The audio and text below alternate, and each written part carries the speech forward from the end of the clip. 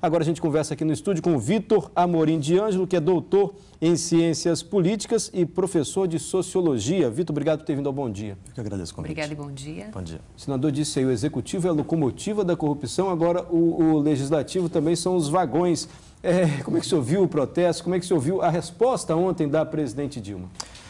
Essa imagem da locomotiva é uma boa imagem. Eu não sei se ela reflete exatamente a realidade, dado que a corrupção ela é não só uma velha senhora, como disse a Dilma Rousseff, quer dizer, ela está entre nós há muito tempo, como ela não está só no Executivo. A Operação Lava Jato mostra, ao indicar uma série de parlamentares acusados agora de estarem envolvidos em desvio de corrupção e outros crimes, que este problema, ele ataca não só o Congresso Nacional, mas também o Executivo. E não só o Legislativo e o Executivo no plano federal, mas se a gente for olhar, possivelmente também nos estados e também no município.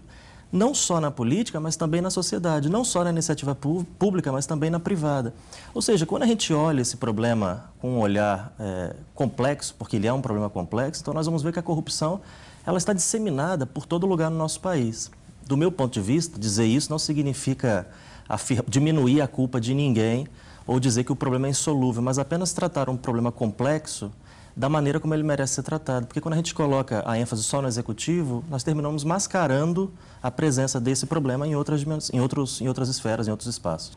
O ministro do governo, logo no domingo, disse que quem participou da manifestação foram as pessoas que não votaram na presidente Dilma. Hoje, a Miriam Leitão, no seu artigo, diz que não é bem por aí, é só olhar um dado estatístico.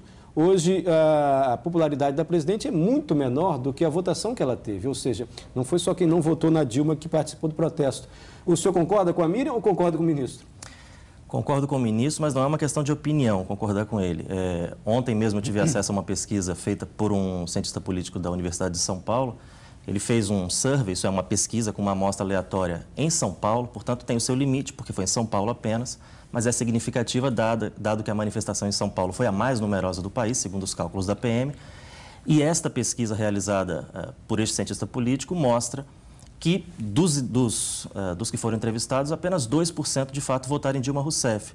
Uma boa parte, algo em torno de 80%, votaram ou em Aécio ou em Marina. Então, de fato, os que estavam ali não eram apenas eleitores de Aécio. Eles eram também eleitores de Marina, em alguns casos, pensando aqui no primeiro turno. Sim. Mas certamente eles não eram eleitores de Dilma.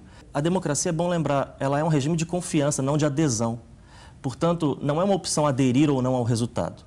Então, se você elege alguém e esse alguém não vence, isso não pode dar vazão a alguns adesivos, como a gente vê pela cidade, dizendo que a culpa não é minha porque eu não elegi a Dilma. Ok, a culpa não é sua porque você não elegeu a Dilma, mas você faz parte desse sistema político da qual ela é presidente da República. E o inverso também é verdadeiro. Você venceu, mas não pode deixar de governar para aqueles que não te elegeram. Isso, pelo que o senhor está dizendo, pelo seu raciocínio, não desqualifica a manifestação e o volume de pessoas que foi às ruas pelo fato de a maioria não ter votado na presidente. É uma manifestação legítima A presença dessas pessoas na rua, sim, é perfeitamente legítima e, de alguma maneira, até salutar para a democracia. E você não pode ignorar, como governo, a presença de uma parcela expressiva da população brasileira que foi às ruas. Ontem, na entrevista coletiva, a presidente disse que não estava lá num confessionário para fazer nenhum tipo de confissão e perguntado sobre algum erro do governo. Ela disse que o governo pode ter errado, mas citou só o FIES. Ela não citou a Petrobras. E a gente vê aí o escândalo que envolve a Petrobras. E essa falta de reconhecimento do governo, o fato de os dois maiores escândalos do país de corrupção, o Mensalão e agora o Petrolão, acontecerem durante o governo PT, isso, de certa forma, associa também a imagem do partido à corrupção, porque o PT que estava no governo quando isso tudo estourou. Cabia, principalmente ao Executivo, impedir que isso acontecesse. Isso. Acho que você toca em alguns pontos interessantes. Associa o caso ao partido, muito embora quando a gente vai olhar o que se passou, não necessariamente isso começou com o partido, nem se reduz exclusivamente ao período em que o PT está no governo.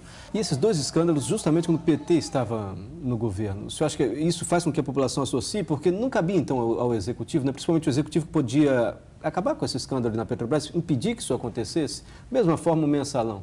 O que eu estou tentando dizer é que, num olhar um pouco mais refinado, a gente não pode reduzir a corrupção apenas ao PT. Reduzir tudo isso ao governo do PT é, de fato, um reducionismo. Eu acho que a gente entendeu. E o senador Ricardo Ferraz disse aqui na entrevista, né? O Congresso inteiro tem que fazer uma meia-culpa e analisar bem, né? Porque se algum partido aceita um cargo para depois repartir recursos, é porque ele também está sendo conivente, está sendo complacente com tudo aquilo.